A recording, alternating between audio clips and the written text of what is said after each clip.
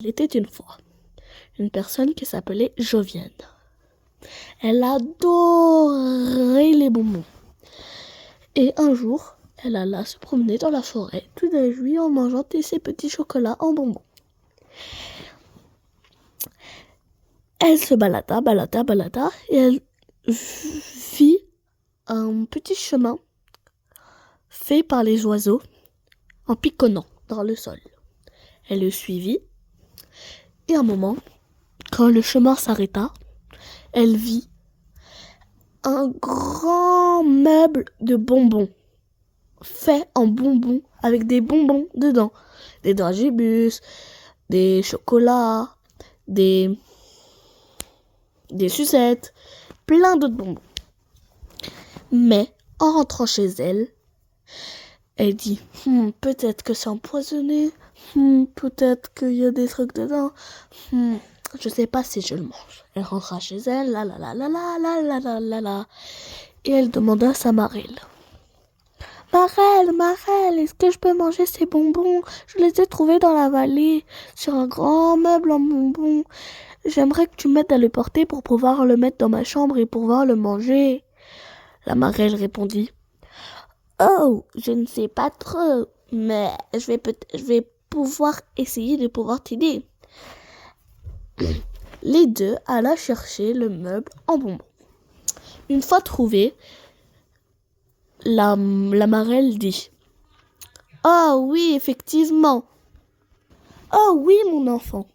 Tu as raison, il faut le récupérer. Les deux rentrèrent chez eux sans le meuble en bonbons parce qu'ils n'avaient pas ce qu'il fallait. Ils avaient pris tout ce qu'il fallait, ils retournèrent sur leurs pas et ils disèrent « Oui, j'ai un meuble en bonbons !» Et puis arrivé, pom, pom, pom. Il ne le vit pas. Alors, attristée, la jeune fille décida d'appeler sa copine qui s'appelait Agathe. Elle était si triste. Elle alla en voiture. Mais elle était triste en même temps. Parce qu'elle n'avait pas son meuble en bonbons. Elle décida d'aller voir sa copine Agathe. Elle sonna chez elle. Ding dong. Ding dong. Personne ne répondit. Juste Agathe. Juste personne. Personne. Elle regarda, frotta la vitre et regarda, mettant ses mains glottant à sa tête et regarda attentivement. Et elle vit son meuble en bonbons. Elle éclata d'énervement.